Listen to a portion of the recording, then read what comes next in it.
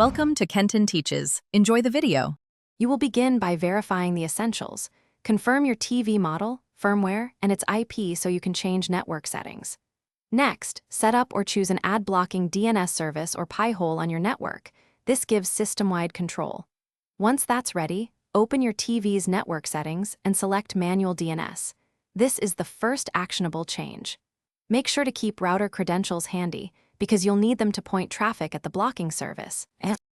You now change where the TV looks up domain names.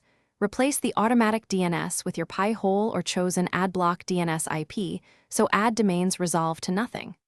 While applying that, go into the TV's privacy or ad settings and disable targeted or interest-based ads to reduce tracking.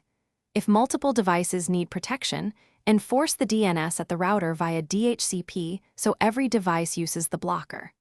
Once done, finish by restarting both the TV and router so DNS and settings fully apply, then open a few apps to confirm ads have decreased. You should check Pi-hole or DNS logs to see blocked queries and confirm coverage. If some ads still appear, clear the app cache and update the offending apps, because many apps cache ad hosts. One key troubleshooting tip: if blocking fails, temporarily set the TV back to automatic DNS to rule out DNS misconfiguration. Then reapply correct DNS addresses carefully.